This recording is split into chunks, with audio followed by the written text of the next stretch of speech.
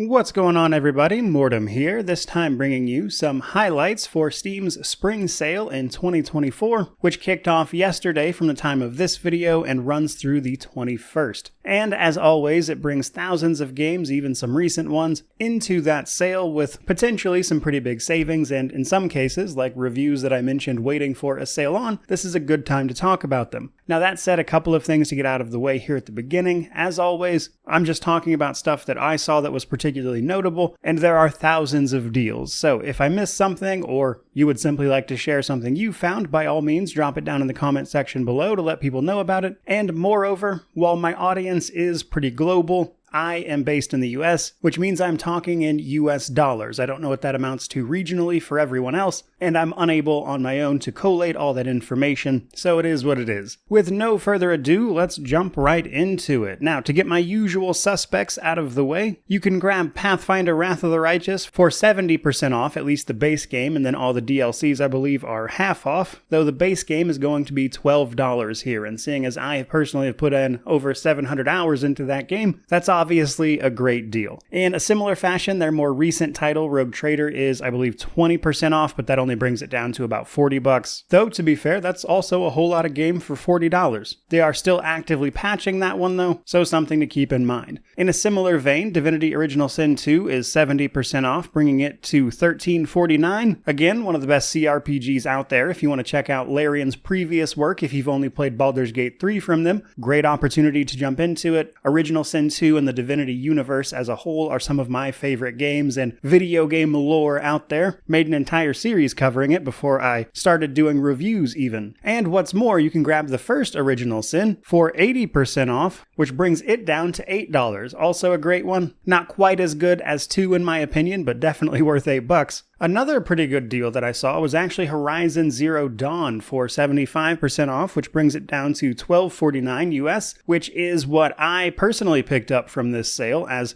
sneak peek, I plan on reviewing this game eventually, though it's especially notable because I believe next week, right as this sale is ending, Forbidden West, the game's sequel, is dropping on PC. So if you wanted to play these on PC ahead of time, you could potentially do that for cheap before the new one drops on PC. And while I don't have time to do that personally, I'm still taking advantage of the sale on the first one because I do plan on covering those games eventually, though it likely won't be soon. Then we have Star Wars Jedi Survivor, a pretty good game gameplay-wise that released early last year, though it released to a bunch of technical problems. And since then, they've had the chance to fix a lot of that stuff. And while I still see people complaining about some bugs, you can pick that game up for 55% off, putting it at $31.50 US, which is, I think, a pretty good price and probably will make you a little more tolerant of some of the bugs if you happen to encounter them, because otherwise it's a great game that I had a lot of fun with. Also, if you'd like to try the first game that game is a sequel to, you can get Jedi Fallen Order for about $4, which is also a pretty great deal. An especially interesting one is that V Rising is 20% off,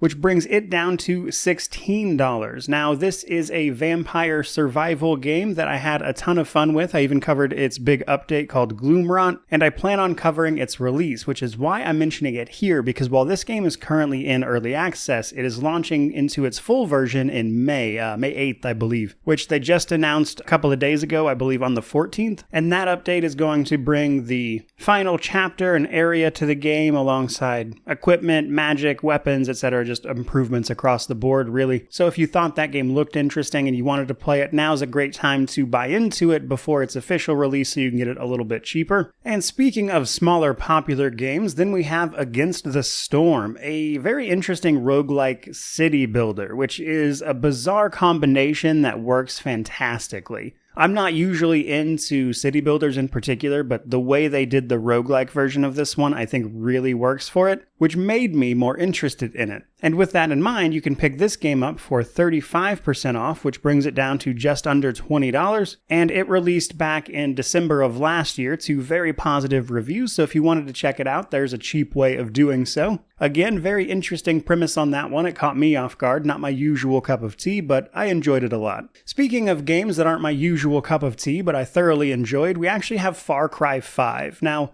I don't talk a lot about the Far Cry series, but when they announced 5, I knew I had to play it because of where the game is set. It is set in a fictional county in Montana, right outside of where I used to actually live in Montana. The town I lived in was actually referenced in the game, which I thought was really cool, and basically I wanted to see if they managed to nail what Montana is all about, and they did a fantastic job with it. And while the gameplay of it is definitely very standard Far Cry stuff, I think they did a lot of fun things with it. A lot of the animal companions you can get stick with me, but the setting and the atmosphere is absolutely Montana, and I love that game for that. And at 85% off, which brings it down to $9, I think it's a great fun time for very cheap, which is why I wanted to mention it. Now, right here towards the middle, we have kind of a funny one, I would say, with the recent Like a Dragon Infinite Wealth, which is 25% off, which brings the base game down below under normal AAA price, but it brings the deluxe version, which includes the New Game Plus that they locked off into a separate DLC, to right at AAA price. So if you've been waiting on this game to go on sale a little bit so you could pick up the New Game Plus for an actually reasonable price, here's that offer for you. Now, I do think the base game of this is great. I just hate the way they did that DLC, which I talked about in my review and even a separate video on it specifically. So I wanted to mention this one because this is the first time that those two combined will be a reasonable price. Moving right along though, we then have Lords of the Fallen, one of the better Souls-likes from last year, for 40% off, bringing it down to $35. And in my review of this one last year, I mentioned that it was rough around the edges, and while I would recommend it, I would wait a little bit for some patches to come out. And since then, they have actually done that. They've been patching this game, improving it. They continue to do so. They've put out a roadmap of fixes and optimizations they plan on doing over the course of the next year or so. So if you were holding off on Lords of the Fallen, I think now for its price at $35, it's a great time to jump into it. Most of their launch problems have been smoothed over, and the game is getting better all the time. So kudos to the devs on that one. Next up, we then have Starfield, a very contentious title that launched to, I would say, a very mixed reception. And while I don't really want to get into all that in this particular video, I do want to note that this game is 33% off during this sale, which brings its base price down to $46. So if you've been waiting to jump into this title and wanting to form your own opinion about it and see what everyone's talking about it, this is a reasonably priced way to go in comparison to its regular price. So if you want to check it out on your own for a decent price, this is a good way to do so. Moving right along though, we then have Remnant 2, an interesting blend of action RPG with Souls-like elements that, like a few rare games, actually manages to feel like its own thing as opposed to many other Souls-likes. And moreover, Remnant 2 manages to improve a ton from the original title, Remnant from the Ashes, which makes this one, being 40% off, bringing it down to $30 for the base game, makes it a pretty great time to jump into it and check it out for yourself if you've been holding off. It's a game I had a ton of fun with, though I do like an action RPG more than most. And that's before you even start jumping into things like, say, co-op, etc. It's a ton of fun, and it's a great price. Coming up towards the end here, then we have the original Dragon's Dogma. With Dragon's Dogma 2 set to release just around the corner, you can pick up the original title for 85% off right now, which brings it down to a whopping $5. Now, I will be the first person to tell you Dragon's Dogma is a very janky experience. I played through it 100%, and in many ways, it's a janky, odd little game, but it had a ton of heart, and you could see what they were trying to do with it, which is why I'm so excited for Dragon's Dogma 2.